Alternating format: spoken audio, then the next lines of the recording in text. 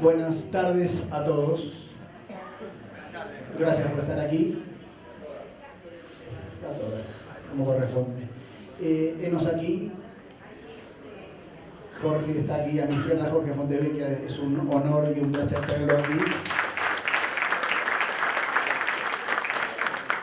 Yo debería comenzar esta presentación formal con un listado enorme de los logros, de los títulos, de los emprendimientos que Jorge tiene en su haber en esta espectacular carrera que tiene en los medios, no solamente en Argentina, pero como corresponde, con la informalidad del caso. Y muy bien Jorge, que vino sin corbata hoy, es un logro. La próxima lo vamos a hacer venir con zapatillas también. Con la informalidad del caso, solamente me voy a limitar a contarles por qué y cómo está Jorge aquí. Toda la formalidad va a estar a cargo de Damián, que también nos va a dar una mano en esta tarde, en esta charla. Y la historia es larga y la voy a hacer muy cortita.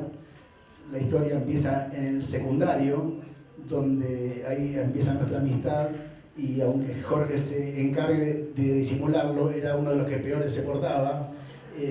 Y a partir de ahí tuvimos una historia en común con un montón de etapas, un montón de capítulos y un montón de coincidencias que nos fueron llevando en la línea del tiempo, en la línea de la vida, la mayoría muy buenas, alguna también coincidentemente mala, con final feliz, y aquí nos tiene en esta etapa donde estamos sumando a nuestros hijos a las cenas que compartimos.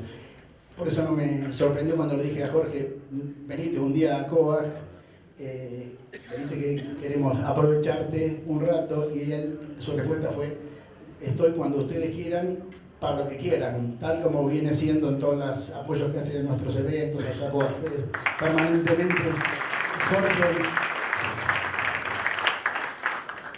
Jorge y Editorial Perfil siempre nos están dando una mano, así que realmente es un honor y un placer, y quiero que le agradezcamos con un fuerte aplauso el que hoy esté con nosotros.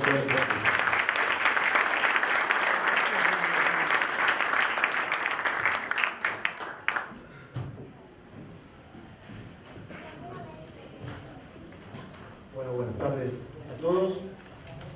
Como dijo Waldo, antes de darle la palabra a Jorge, voy a leer un poquito una parte de la amplia trayectoria de Jorge. Jorge es cofundador de Editorial Perfil en el año 1976, presidente y CEO de Perfil Network, es rector de la Escuela de Comunicación de Perfil, director del Comité Académico de Posgrado de Periodismo de Investigación Universidad de Salvador Perfil, de la Diplomatura de Periodismo Científico, Universidad Favaloro Perfil, miembro de la Academia Nacional de Periodismo, Centro de Estudios sobre Transparencia y Lucha contra la Corrupción de la Facultad de Derecho de la Universidad de Buenos Aires, Asociación de Identidades Periodísticas Argentina, Sociedad Interamericana de Prensa, Federación Internacional de la Prensa Periódica, Magazine Publisher of America, Instituto Internacional de la Prensa y World Association of Newspapers. Galardonado 3 décadas consecutivas por la Fundación Konex en Dirección Periodística.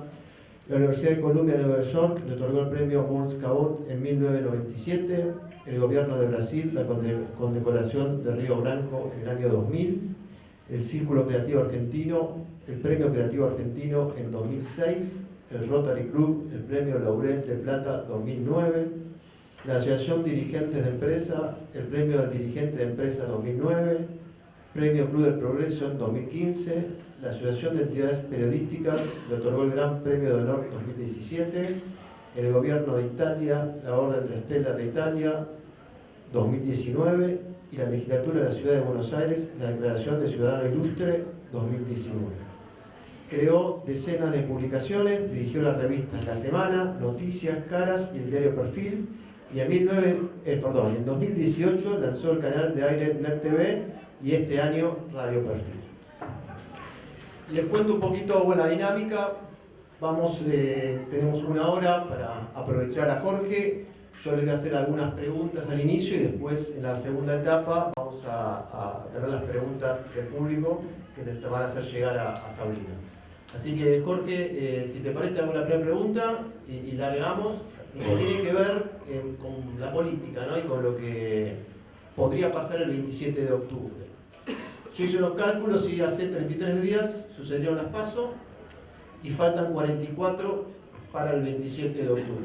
La pregunta tiene dos partes.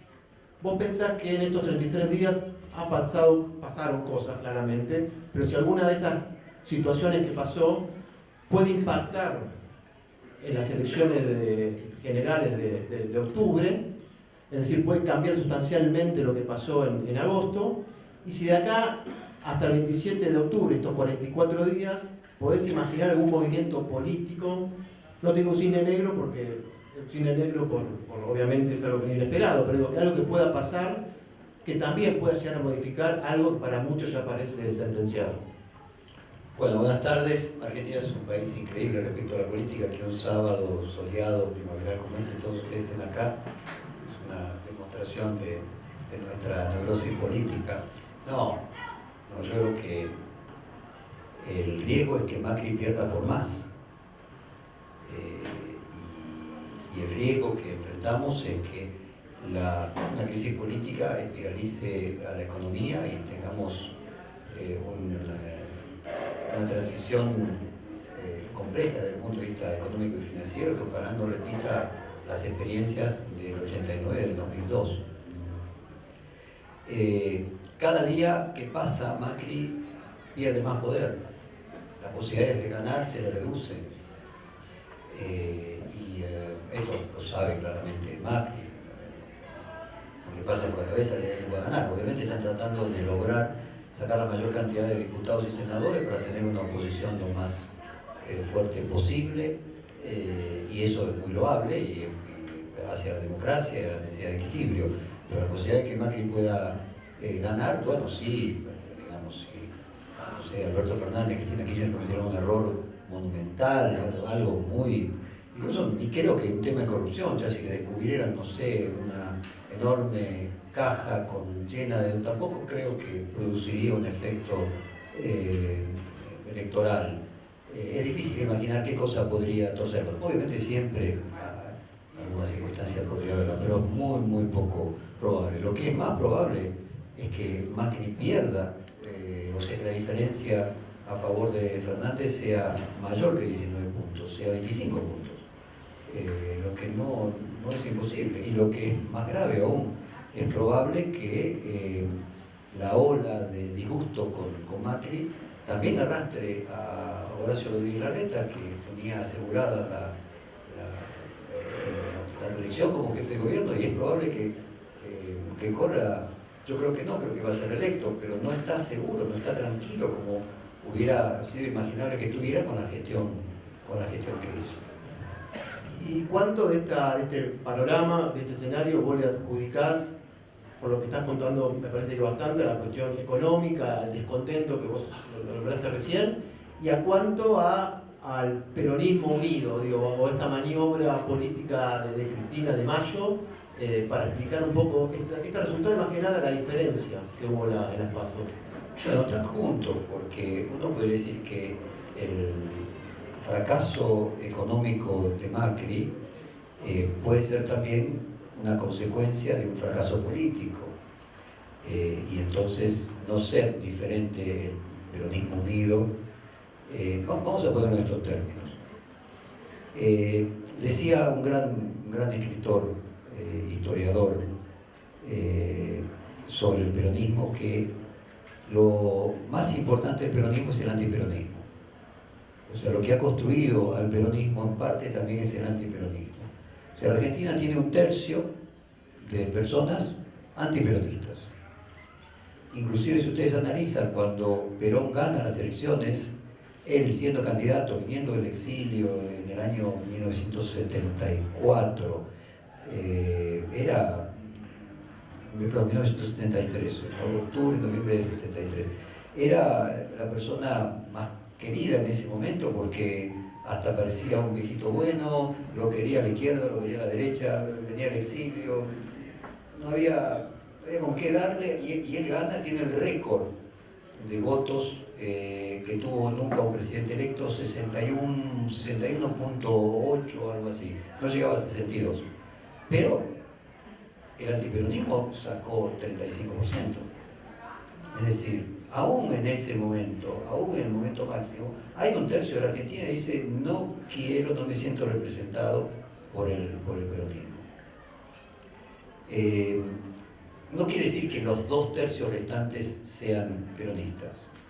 O sea, uno puede decir que hay un tercio restante que es claramente peronista y un tercio que culturalmente lo es. Y dependiendo las circunstancias, puede estar en un lado o en el otro. Y es generalmente ese medio el que hace ganador al peronismo o al antiperonismo. Ese medio es el que, parte de ese medio, hizo a Macri presidente. O sea, a Macri lo vota 51% en el balotaje de 2015 y parte de la gente que votó a Macri hoy vota a Fernández. Y votó a Cristina Kirchner, y votó a Néstor Kirchner, y votó a Carlos Menem, y votó a Alfonsín, y votó a De la Rúa. Entonces, creo que el error de Macri, primero es político, es creer que él podía solo llevar sin aliados, llevar adelante un gobierno que le permitiera ser reelecto. Cuando digo que le permitiera ser electo es que al mismo tiempo pueda tener la cantidad de votos, pero que pueda ser un gobierno que funcione. Yo creo que ahí está el principal problema de Macri, que es electoral y de gobierno al mismo tiempo. La economía obviamente es la consecuencia de eso. O sea, la economía, podríamos decir que tuvo un curso hasta ese famoso 28 de diciembre de 2017, después de triunfar en las elecciones de octubre de ese año. Y de un momento, nuevamente un momento podríamos decir, de omnipotencia, cuando hacen esa fatídica reunión con el presidente del Banco Central y anuncia que modifican las metas de inflación, reducen la independencia del Banco Central, sin tener en cuenta, digamos, la fortaleza que tenía. O sea, yo creo que el problema de Macri fue creer que podía más de lo que podía en cada uno de los momentos, y un error de cálculo siempre respecto de las fuerzas que contaba. Y probablemente cierta dificultad personal para poder construir alianzas. O sea, en el mundo empresario, las habilidades que requieren para que una persona tenga éxito en la actividad privada no son las mismas que en una actividad pública. En la actividad pública se requiere un grado de empatía, un grado de capacidad de flexibilidad, de ponerse, de acercarse al otro, de convencer al otro, que a veces la persona que tiene mucho éxito en la actividad privada no lo tiene en la actividad pública. Creo que el primer punto es este. La política económica de Macri es la clave de su fracaso económico.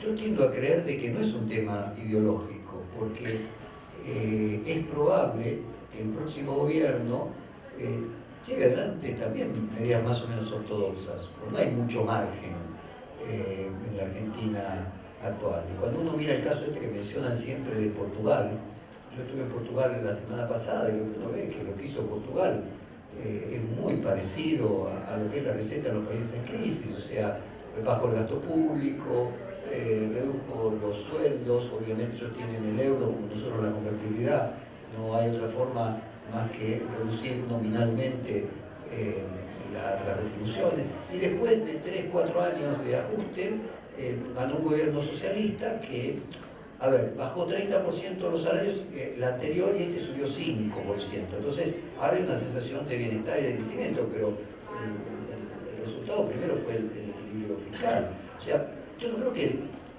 parte de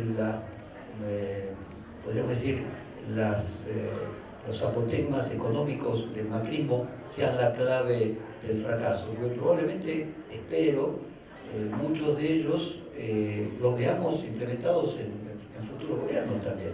Obviamente, luego en la implementación de las ideas y fundamentalmente en el sustento político para llevarlas adelante, está la diferencia. Yo creo que Macri lo que no tenía era experiencia de gobierno nacional. El gobierno de la Ciudad de Buenos Aires, que es un ejemplo que se coloca siempre, pero cómo se hizo una muy buena gobernación en la ciudad, cosa que, perdón, en la ciudad, no en la provincia, cosa que es absolutamente cierta.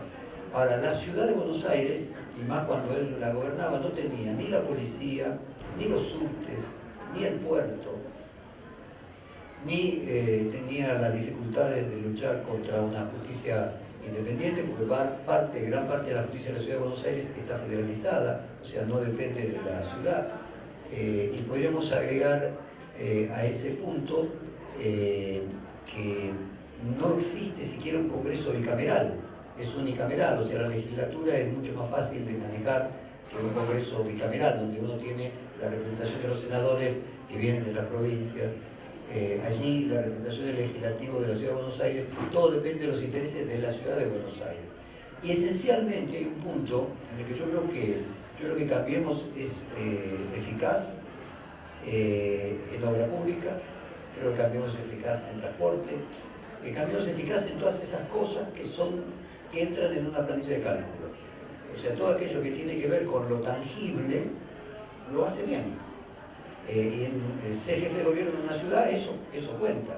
Y que el problema que tiene Cambiemos, o esencialmente Macri, es con aquello que podríamos denominar metafísico, aquello que no entra en una planilla de cálculo, que no se puede medir, y que tiene que ver, por ejemplo, con la macroeconomía, la sociología. O sea, la macroeconomía no es matemática.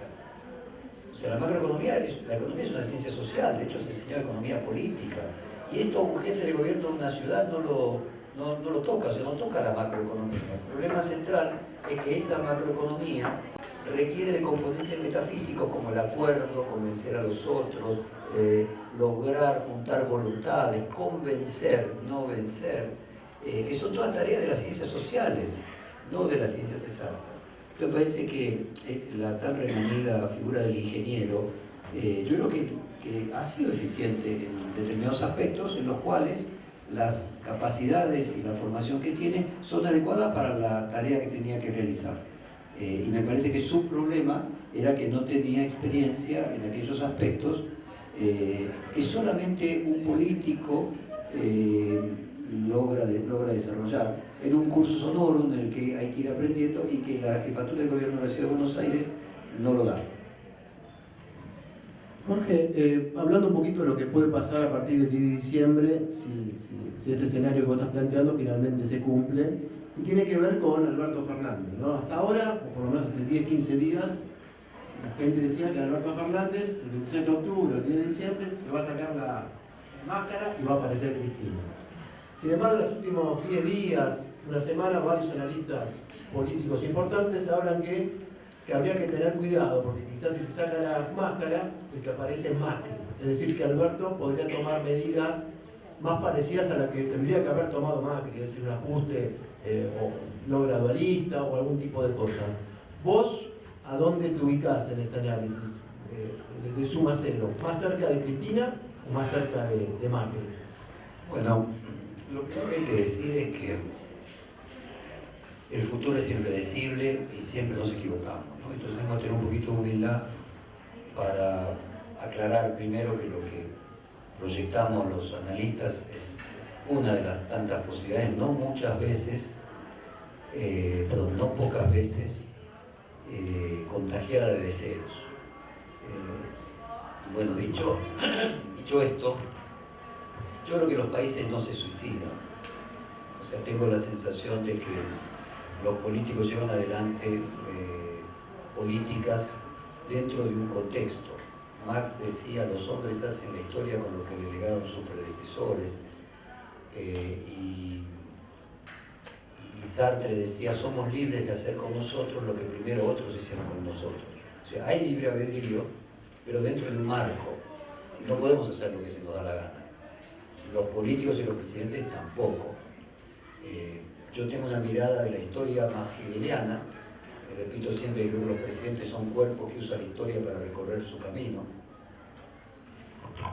Pero me tocó vivir en San Pablo en 2 décadas distintas y me tocó ver cómo, con diferencia de más o menos 1 o 2 años, en Brasil y Argentina se daba más o menos lo mismo. Dictadura, fin de dictadura, hiperinflación, fin de la hiperinflación, sistema de convertir la moneda local con el dólar a uno de la moneda local, llegada de gobiernos populistas, crecimiento de la economía a tasa china sobre la base de aumento del precio de las commodities, agotamiento de ese proceso, llegada al poder de gobiernos de centro-derecha.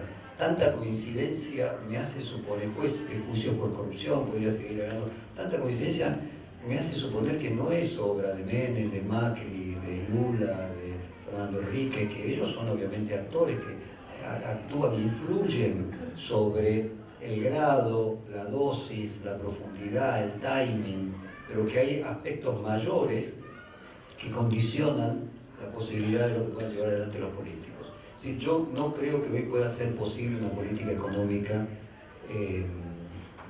excesivamente estatista, ni excesivamente distribucionista. Entonces creo que sea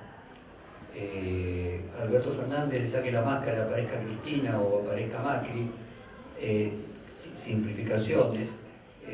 Creo que en ningún caso, incluso si estuviera Cristina, podría ser una política económica como la que hizo ella y la que hizo su marido, porque las condiciones de posibilidad son otras.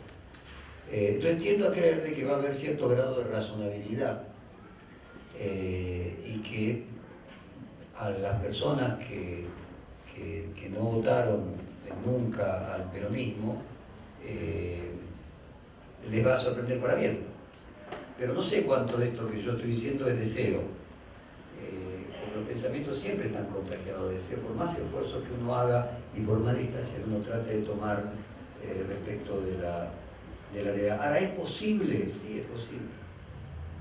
De la misma forma que lo esperable era que Macri tuviese éxito económico porque venía precedido de credenciales en el área privada de éxito y fracasó en donde más suponíamos que podía tener éxito. Entonces, por eso digo que tenemos que tener una humildad de que reconocer que nuestros pronósticos siempre son parciales y si realmente el futuro los analistas lo pudieran predecir, no serían analistas, serían banqueros, millonarios.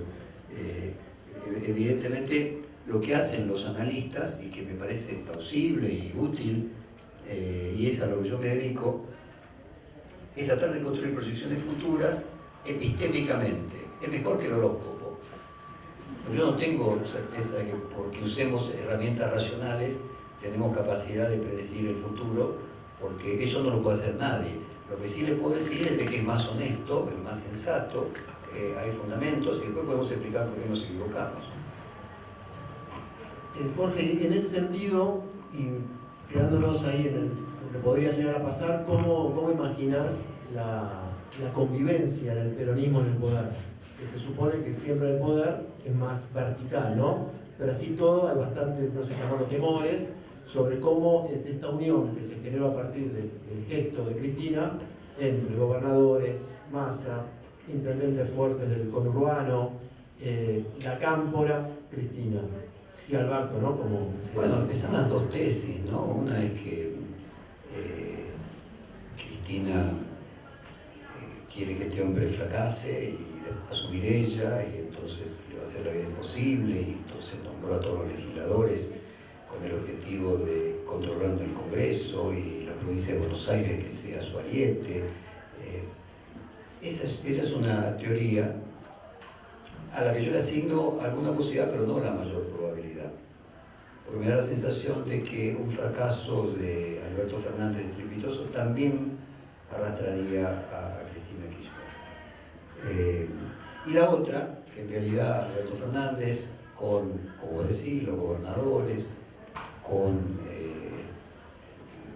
podríamos decir también, con Massa, con inclusive los más jóvenes del kirchnerismo, que muchos de ellos demuestran, por lo menos en esta etapa de campaña, que hay que siempre tomarlo con pinzas, cierto grado de aprendizaje de la experiencia del fracaso, porque para ellos haber perdido la elección y haber estado 4 años fuera del gobierno, sin duda fue un fracaso. O sea, se preguntan qué hicimos mal, de la misma manera que quienes simpatizan por Cambiemos se preguntan, bueno, ¿qué hicimos mal? Ellos también se preguntan qué hicimos mal. Y que bueno, el enriquecimiento mutuo del fracaso, esto de que el triunfo estupidiza y el fracaso enseña, bueno, que todo eso genere un cambio de ciclo biológico en el kirchnerismo y que Cristina Kirchner vaya opacándose y perdiendo significancia, peso específico. Yo le asignaría a esta segunda alternativa más posibilidades, pero tampoco es segura. Y todas estas cosas pueden suceder de una u otra manera, depende del contexto que cree condiciones, se modifique condiciones de posibilidad. Hay eso de que un aleteo en Hong Kong hace caer la bolsa en Nueva York. A ver, imaginemos esto, y no tengo ninguna información, es simplemente una conjetura con fin didáctico. Trump echó a Bolson diciendo que era quien lo frenaba con Venezuela y con Cuba, que está decidido a invadir Venezuela y Cuba. Y que todo esto que está pasando con Colombia es coordinado con los Estados Unidos y que se viene una invasión, dado de que Maduro llama a las elecciones y entonces ve que finalmente si llama a las elecciones es porque la va a ganar o tiene mecanismos para operarlas y ganar, y que entonces Guaidó ya vaya preso. Entonces se decidieron antes de fin de año que caiga chavismo en Venezuela. Bueno, sería una situación que obviamente desestabilizaría toda la zona latinoamericana. O que la guerra con China, supongo que acá debe haber quienes han visto Years by Years, hay una serie recomendable, creo que es de HBO y BBC, que va contando el año 2000, pero está en Flow 24, entonces cuenta que finalmente Estados Unidos tiene una bomba atómica en China, entonces China frena su crecimiento comercial y acepta colocar límites a la producción de sus exportaciones. Pero está lleno de tantas alternativas. Una persona que decide ser presidente es alguien que evidentemente le gusta la adrenalina y entregarse a lo impredecible, porque lo que controla un presidente es mínimo. Si lo que controlamos nosotros en nuestra vida, de nuestra propia vida, la cantidad de cosas que nos afectan a todos nosotros, que somos apenas simples actores de reparto de nuestra propia vida. Imagínense un presidente, puede salir muy bien o muy mal. Entonces, bueno, quienes se entregan a ser presidentes son personas que evidentemente tienen alguna necesidad de aprobación, algún problema narcisístico, y a algunos les salen bien y a la mayoría les salen mal. Freud decía que había 3 profesiones imposibles: educar, ser padre y gobernar. Uno siempre fracasa, porque son de tal magnitud que uno siempre se siente con culpa de que no fue buen padre, si es educador no educó lo suficiente. Me imagino los presidentes, entonces un tipo que pueda ser presidente y no tenga a priori esta angustia, y es alguien que tiene una psicología muy especial, ¿no? Entonces vuelvo al punto, y por ahí nos sorprende, todo nos sorprende, como sorprendió a los demás a edad Menem, ¿no? En su momento, y nadie imaginaba que iba a terminar siendo lo que fue. Néstor Kirchner en los 90 estaba a favor de la convertibilidad. Alberto Fernández era diputado del partido de Caballo. Entonces, los seres humanos son en función de sus circunstancias. Hay una, podríamos decir, un ethos, hay una base, pero es la realidad la que tuerce, ordena. Con esto que yo hablaba de Hegel ve pasar a Napoleón con su ejército por Alemania del balcón de su casa, y entonces él escribe en su diario: vi pasar la historia a caballo. Él no dijo vi pasar a Napoleón. Napoleón era un cuerpo que cumplía ese papel en ese momento, que las monarquías estaban cayendo, que la gente estaba cansada de las monarquías autocráticas, que había todo un proceso en estado de cambio respecto a los modos de producir, que se había producido el iluminismo y la idea de que todos los seres humanos son iguales, entonces la monarquía absoluta resultaba ilógica. Vieron que se dice normalmente que un loco es aquel que se cree Napoleón. Lacan decía que en realidad si Napoleón se creyese, Napoleón también era un loco. Napoleón tenía que saber qué hacía de Napoleón, que le tocaba ahí en ese momento hacer de eso que era. Pero eso que uno es también lo hacen los demás. Y ni que hablar en el caso de un presidente. Entonces no sé, puede ser que finalmente tengamos un gobierno civilizado o se repita lo de las peleas del peronismo fratricidas y tengamos una guerra civil. Yo le asigno menos posibilidades a esta segunda alternativa. Jorge, te llevamos un tema que sabemos que a vos te preocupa, que has escrito mucho y seguís escribiendo, que es el tema de la grieta. Paradójicamente, cuando Macri asume, una de sus promesas era pacificar a los argentinos. Creo que lo hizo con esas palabras. Y ahora Alberto Fernández, luego de las PASO, se le pregunta lo mismo, dice que no quiere hablar de grieta, que él está acá para de vuelta cerrar esa grieta y unir a los argentinos. ¿En qué medida la grieta ha afectado el desarrollo económico, político argentino en los últimos 8 años? Lo ubico como el inicio, quizás la guerra con el campo, el conflicto con el campo, para acá. ¿Y cómo ves vos el futuro de la grieta? Bueno, yo creo que todos prometen cuando están en elecciones cerrar la grieta. ¿Por qué todos prometen cuando están en elecciones cerrar la grieta? Y porque se gana con el voto del centro. Si solo con el antiperonismo o solo con el peronismo no se gana. Entonces, aquel que gane es aquel que logra convencer al medio de que en realidad es del medio y convencer a los del extremo que representa de que es del extremo que representa. O sea, aquel que gana siempre lleva adelante una pirueta esquizofrénica y necesita convencer a unos y a otros de cosas distintas. Luego, en el gobierno, la mayoría ve que la mejor forma de mantener el poder es dividiendo y creando grieta y exculpándose de los problemas, echándole la culpa a alguien. Entonces el baile que uno ve de la política es así: época electoral, vamos a cerrar la grieta, conquisto al centro. Gobierno, a lo mejor el primer año muestro buena cara y después cuando empiezan los problemas, grieta. Y no es solo de campo, ¿no? O sea, de mucho tiempo. Yo creo que la grieta es un síntoma del fracaso.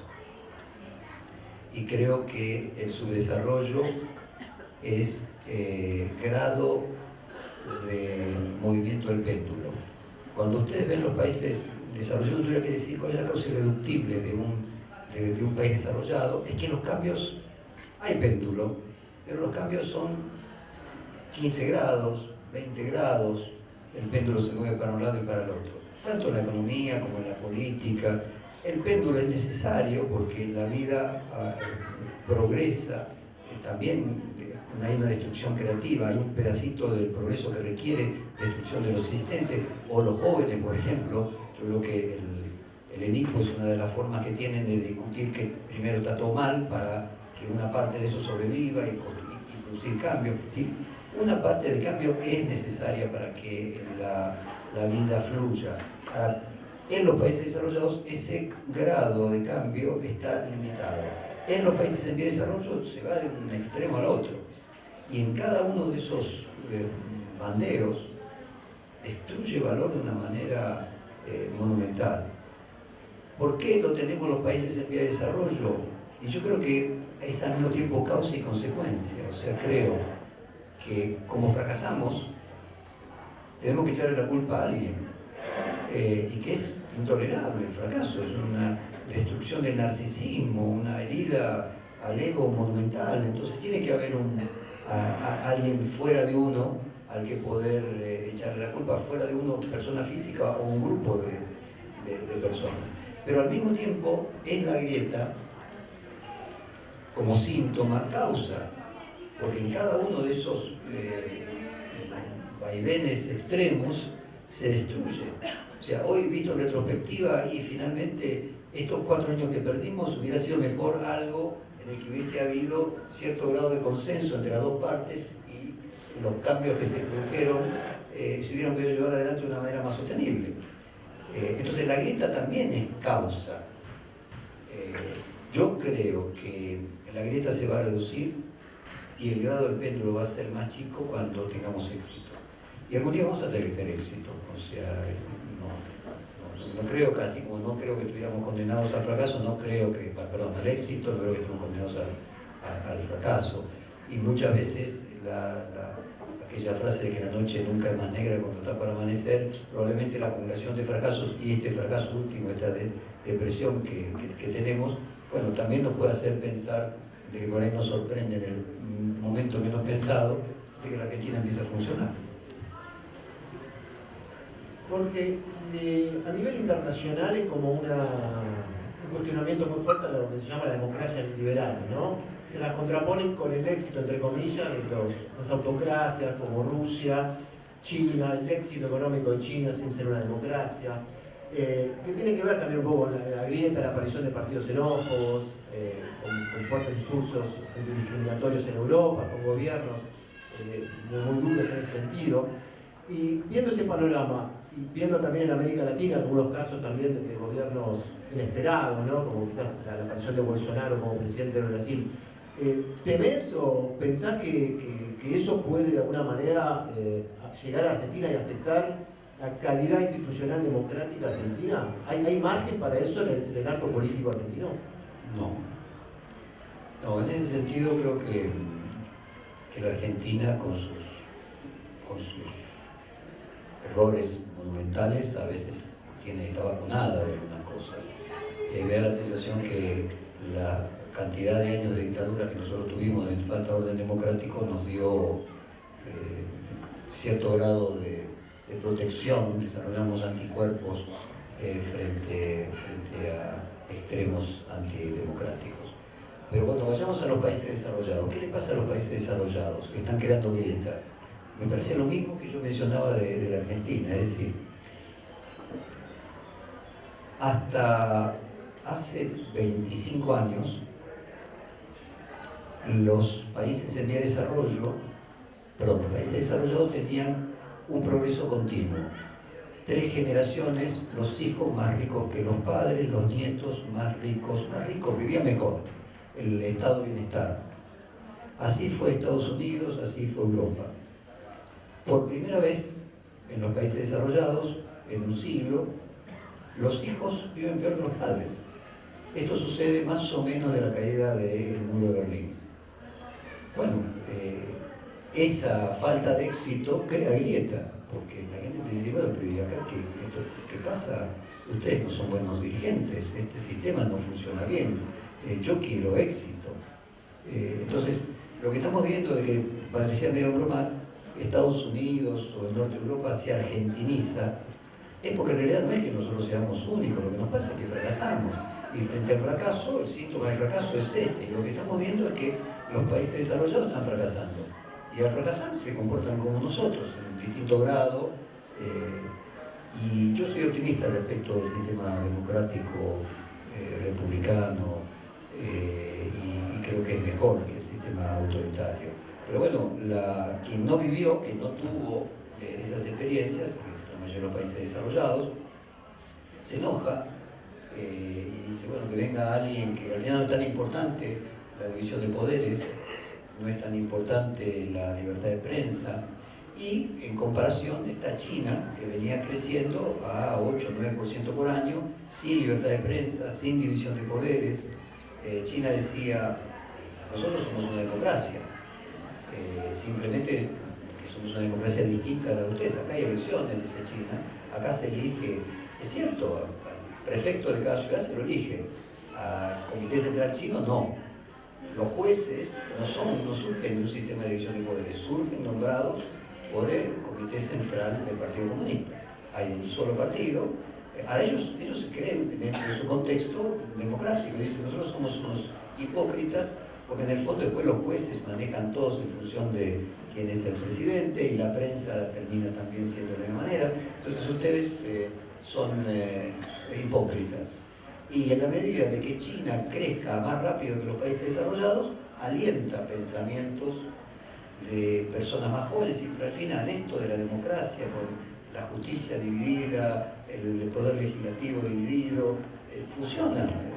Yo creo que ustedes han visto que se pelean todos con la prensa, ¿no?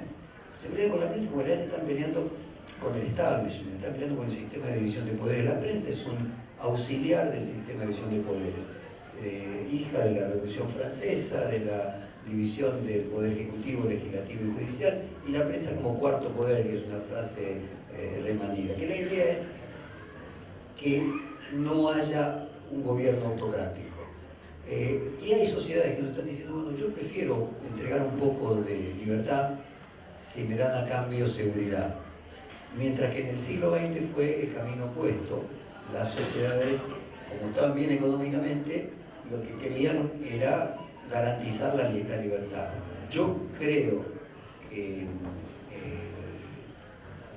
el capitalismo, que no está hoy en discusión, lo que está en discusión es el sistema, podríamos decir, republicano, no funciona a largo plazo sin un sistema republicano. Es decir, miro los países como los tigres asiáticos, Corea, comenzaron siendo dictaduras,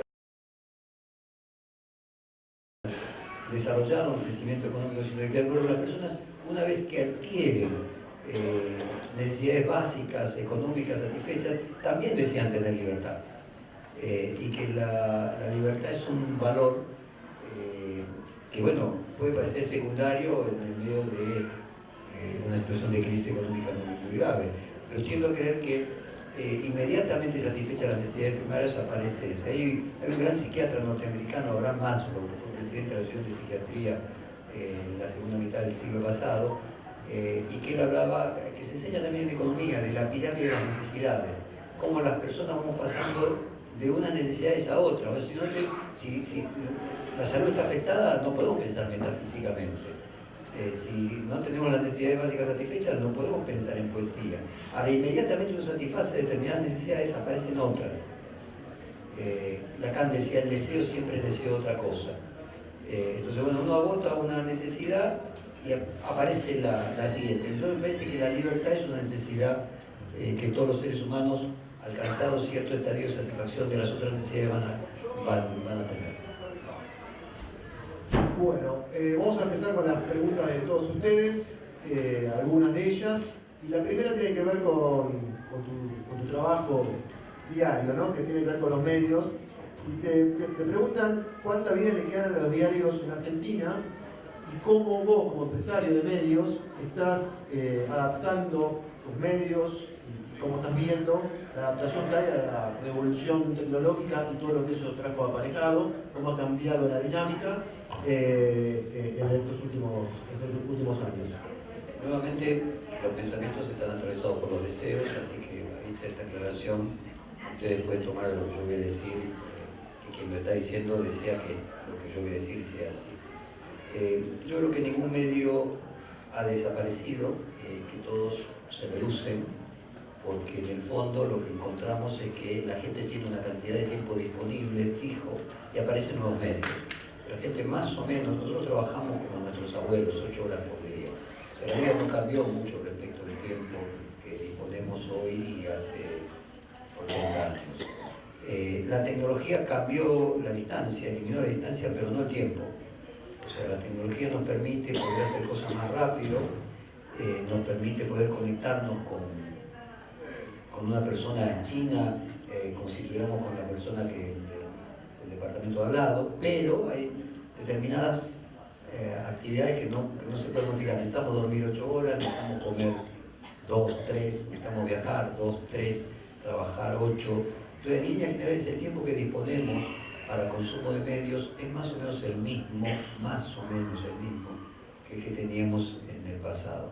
El tema es que antes solamente ese tiempo se dividía en diarios, después en diarios y radio, después en diarios, radio y televisión, después en diarios, radio, televisión y radios FM, y después 150 canales cable o 500, después la web, después la web 2.0 y las redes sociales. Entonces, el tiempo disponible hace que la economía de la atención, cada medio tenga hoy menos tiempo, y lo que venden los medios a los anunciantes es tiempo. Entonces, tienen menos recursos, porque en realidad tienen menos tiempo de atención de la audiencia. Entonces, yo creo que porque creo que los diarios van a continuar, yo creo que los diarios van a continuar como continúa el teatro, pero más chicos, solamente los fines de semana. Fíjense, el teatro es un buen ejemplo. El teatro a comienzos del siglo pasado, los teatros en grandes de la ciudad de Buenos Aires tenían 2.000 butacas. Las funciones eran todos los días 3 funciones, y los viernes, sábado y domingo 4. Hoy los teatros son viernes, sábado y domingo, solamente 2 funciones el sábado, o sea, hoy tienen 4 funciones por semana, tenían 14, y en lugar de tener 2.000 asientos tienen 300. Entonces sigue habiendo teatro, pero más chico. Entonces, yo creo que va a haber papel, pero menos del que hay hoy y menos del que había hace 5 años, y no creo que vaya a desaparecer. El fenómeno de las redes sociales es muy interesante. Todos tenemos los celulares todo el tiempo, los miramos más de 100 veces por día. Entonces uno dice, bueno, pero no, se agregó una cantidad de tiempo que no tenían nuestros abuelos. Y aparece la publicidad en las redes sociales. Entonces yo digo, mire, había una conversación privada que antes existía. La persona, además de consumir medios, iba al café de la esquina, iba a la peluquería y hablaba, la señora contaba qué le había pasado al vecino o la vecina. Había una conversación privada que existía y que se agregaba a la de los medios. Lo que las redes sociales hicieron es convertir esa conversación privada, que le agregaría otras 2 horas más por día, a pública. Es decir, la hace gratuita. Vamos a poner nuestros términos. El señor Ben, cuando inventa el teléfono, dice, le voy a cobrar a las personas por hablar. Entonces las personas hablaban lo menos posible, o contaban lo que hablaban porque pagaban por hablar. A partir de las redes sociales el planteo es así: yo quiero que usted hable todo lo que quiera, porque yo voy a ponerle publicidad a su conversación. Es como si uno estuviera hablando por teléfono en 1950 y aparecieran avisos mientras uno habla por teléfono. Entonces no le cobran el teléfono, pero se monetiza con publicidad. Esa es otra forma de comunicación distinta a la construcción de subjetividad que pueden hacer los medios, que también es un problema para los medios porque canibaliza parte de la publicidad que activas a los medios. O sea, los medios están pasando problemas, pero también están llenos de oportunidades. Yo creo que aquellos medios que nos innoven, sin ninguna duda van a ser los héroes que van a morir, pero aquellos medios que se adapten a las nuevas realidades van a tener oportunidades, no son solo amenazas. Jorge, acá una pregunta muy escuchada, una preocupación en verdad bastante escuchada en ciertos ámbitos de la comunidad judía, que tiene que ver con el futuro. Los últimos años de gobierno de Cristina fueron conflictivos en algunos temas con alto impacto para la comunidad judía, y hay una idea de que la comunidad judía en general apoyó más a Macri. Dice acá quien manda esta pregunta. Y si vos ves algún efecto negativo para la comunidad judía en el futuro, me imagino pensando en un escenario donde gane Alberto Fernández. No, realmente no lo veo. Me parece que Cristina Kirchner no es una persona ideológica, es una persona que puede tener problemas psicológicos, puede tener formas de representarse la realidad muy creativa, pero no creo que tenga una mirada anti-judía, anti-colectividad, francamente no lo creo. Respecto al caso de Nisman, que es un caso repetido, yo en particular nunca compré acríticamente la idea del asesinato. Creo nuevamente que es posible que haya sido un asesinato, pero no tengo las pruebas para que me quede claro que haya sido un asesinato.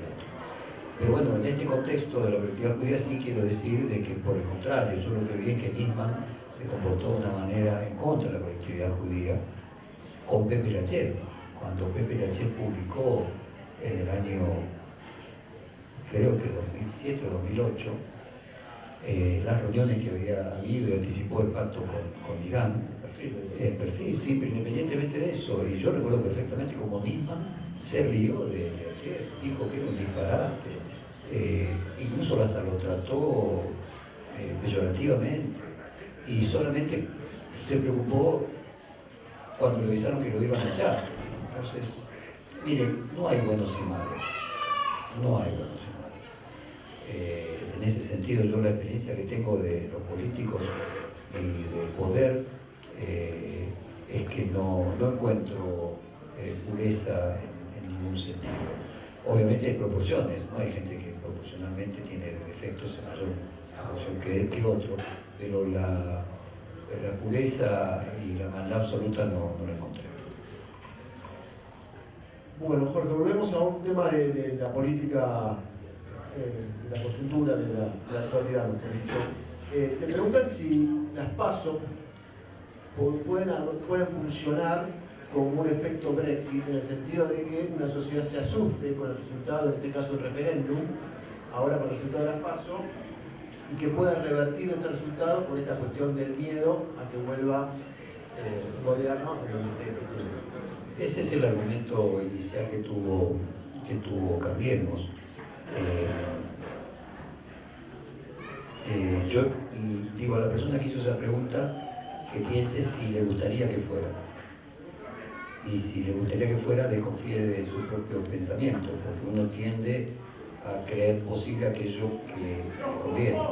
Yo en el periodismo siempre trato de hacer como mecanismo de defensa, y siempre digo a los periodistas, cuando hay dos alternativas, pensá si la que vos crees más posible es la que te gustaría que fuera. Si es la que te gustaría que fuera, volví a pensar, porque a lo mejor lo que te está pasando es que el deseo te lleva, te nubla la razón. A todos nos pasa. O sea, a mí me gustaría que eso fuera cierto, pero francamente lo veo imposible, porque el caso de Brexit, lo que se planteó es que los ingleses vieron que realmente tenía costos que eran más las pérdidas que las ganancias. Acá en el caso de Macri no parece como muy claro que si Macri ganase, para la mayoría de la gente que votó en contra de Macri sería mejor. Creo que sí, que es para quienes votaron por Macri que pasa eso. Creo que aquellos que lean Perfil saben que Jaime Durán Barba es columnista, el principal asesor de Macri, columnista de Perfil. Yo tengo con él una relación de más de 10 años de peleas continuas. El sábado de la elección, o sea, el sábado previo al domingo, él me dice, ganamos por 2%. A la semana siguiente, cuando nos vimos, él estaba diciéndome, mira Jorge, podemos ganar en el balotaje y podemos llegar a balotaje, porque lo único que necesitamos es que Alberto Fernández pierda 4 puntos. Si Alberto Fernández pierde 4 puntos, lo colocamos en 44, entonces hay balotaje. No necesitamos que Esper o Gómez Centurión se nos pase, al contrario, queremos que gane más puntos Labaña, gane más puntos Labaña, porque lo que necesitamos no es nosotros crecer, es que baje Alberto Fernández. Yo digo, Jaime, le digo, pero vos no estás contando los votos en blanco. Le digo, si ponés los votos en blanco ya llega casi al 50%, entonces tendría que lograr que baje 6 puntos, 5 puntos y medio. Digo, vos estás loco. Me dice, vos siempre pesimista, lo mismo que dice Macri. Bueno, la tarea del periodista obviamente un poco de pesimismo requiere. Y luego, la semana pasada, esta semana lo volví a ver y ya me estaba diciendo, claro, lo que necesitamos ahora es juntar la mayor cantidad de legisladores y de senadores. El gobierno no piensa que pueda dar vuelta a estas elecciones, de ninguna manera sabe que tiene perdida la provincia de Buenos Aires también, y lo que está tratando de hacer, y me parece razonable y encomiable, es construir una oposición que pueda, después del 10 de diciembre, ser lo más numerosa posible para que no se cree la situación que se creó en el 2007, cuando 2007 y en el 2011, cuando Cristina Kirchner le sacaba, no sé si se recuerdan, creo que Wiener había sacado 18%, o sea, el segundo estaba muy débil, entonces el vamos por todo es porque no había oposición enfrente. Así que bueno, no creo que pase lo mismo con el Brexit. Quedándonos en este tema de qué pasó ese 11 de agosto, te preguntan si cómo es posible que nadie percibiera la diferencia de 15, que en verdad terminó siendo más, 16 creo, entre Fernández y Macri. Me imagino que lo piensa en el sentido de las encuestas, pero también de la clase de la dirigencia política, que no haya tenido la sensibilidad para darse cuenta que había algo que iba a surgir, ¿no? Sí. Yo, mira, justo quería antes de venir acá la contratapa del diario Perfil de mañana sobre ese tema. Hay una gran politicóloga alemana que escribió un libro y una teoría que se llama La espiral del silencio. Ellos, con muchos estudios con focus group, encontraron de que la gente reprime las opiniones que las cree contrarias a la opinión de la mayoría. La tesis es que los seres humanos, después de satisfacer nuestras necesidades físicas, de alimentación, de salud, la primera necesidad básica es la aprobación de los otros. Nadie resiste el rechazo de los demás y necesitamos pertenencia, necesitamos que nos quieran, necesitamos estar en relación con los demás. Y que entonces cuando las personas ven que su opinión es contraria a la de la mayoría, la reprime, la esconde, la acomoda. Y cuando al contrario ve que la opinión se convierte en mayoritaria, la expresa. Y es ahí que ustedes ven que de repente todo el mundo dice, ¿qué pasó? De repente todo el mundo está a favor de tal cosa. Un ejemplo claro es, uno ve una película de 1970, 80, la gente fumando en los aviones. Hoy si a una persona se le ocurre prender un cigarrillo en un avión, sorprendente, está loco. No sé si iría preso, pero más o menos. Bueno, ¿cómo la subjetividad hacía que todo el mundo pensara de una manera y de repente todo el mundo piensa de otra? Bueno, todo el mundo piensa de una manera o piensa de otra porque hay una opinión dominante. Cuando se construye la opinión dominante, todos acomodamos, todos, la mayoría de la gente, hay personas iconoclastas, obviamente, y personas que están dispuestas a enfrentar la opinión mayoritaria en cualquier circunstancia, pero la mayoría de los seres humanos nos acomodamos, bajamos el tono de lo que pensamos, reprimimos. Entonces la idea de la espiral de silencio es que las ideas dominantes siguen una espiral ascendente y descendente, ¿no? Cuando uno ve que están en contra de las opiniones mayoritarias, empieza a bajarse. ¿Qué es lo que yo creo que está pasando en este momento con Macri? O sea, cada día que pasa, la gente lo ve un poco más desnudo, ¿no? Como aquella fábula del rey está desnudo. ¿Por qué? Bueno, porque se empieza a animar, la vecina empieza a decir, pero al final este muchacho era un fracasado. Y cada uno va sumando, entonces progresivamente se va instalando de manera espiral la opinión contraria. Entonces creo que las encuestas lo que no estaban pudiendo registrar era casualmente que la gente reprimía la opinión porque pensaba que era minoritaria. Entonces se callaba, decía que votaba por otra persona porque en realidad creía que el que iba a ganar era Macri. Y que es consecuencia de eso. Lo mismo en el Brexit, lo mismo en la paz de Colombia, lo mismo con Trump. Las encuestas siempre favorecen lo que parece políticamente correcto y siempre se equivocan frente a lo disruptivo, porque la gente tiene vergüenza. ¿Cómo voy a votar a alguien corrupto, por ejemplo? Entonces reprime lo que en realidad quiere hacer porque está votando por la economía. Bueno, Jorge, la última, que no es muy bastante, me parece que da para mucho más, pero bueno, para que vos puedas también cerrar la participación, tiene que ver con la educación. Te preguntan cómo vos ves que la Argentina pueda recuperar la educación para construir un futuro diferente, que las cosas empiecen a cambiar. Bueno, yo creo que la grieta es parte de ese proceso de deterioro de la Argentina, donde la educación podríamos decir que es la causa irreductible. Yo creo que nuestro problema es cultural. Ustedes vieron que la diferencia entre un liberal y un marxista pasa porque el marxista cree que la infraestructura construye la superestructura, es decir, la economía construye la cultura, mientras que un liberal cree lo opuesto, cree que la cultura construye la economía, o sea, la superestructura construye la infraestructura. Yo me dedico al periodismo, no puedo creer lo contrario, y me parece que la cultura construye la economía, y creo que el error de Macri se refleja en lo económico, pero la economía es la metástasis de un problema cultural, que creo que él subestimó los problemas de la Argentina, no entendió la Argentina, y creo que es un tema de educación, finalmente, ¿no? Creer que no sabe lo que no sabe también es un problema de educación. En general, uno ve que la Argentina ha ido reduciendo su excelencia educativa, la diferencia de la calidad educativa o las pruebas PISA que tiene la Argentina respecto de los países latinoamericanos. Y en la misma proporción que veníamos reduciendo eso, se reduce la economía. Yo creo que aunque remanido, Argentina tiene condiciones para producir desarrollo. Creo que tener el 8º territorio del planeta no es broma. Creo que tener la cantidad de recursos naturales, por más que hoy en día no sea central, no solamente los recursos humanos, es una bendición. Creo que todavía nos quedan elementos educativos que, si bien hemos caído frente a nuestros vecinos profesionalmente, estamos todavía por arriba de nuestros vecinos.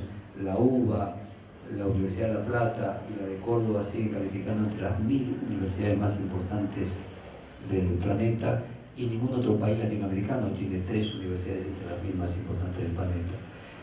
Y esencialmente soy optimista. Me parece que cualquier persona que se dedica a algo epistémico, al conocimiento, cree que sirve. Y si cree, no puede no ser optimista.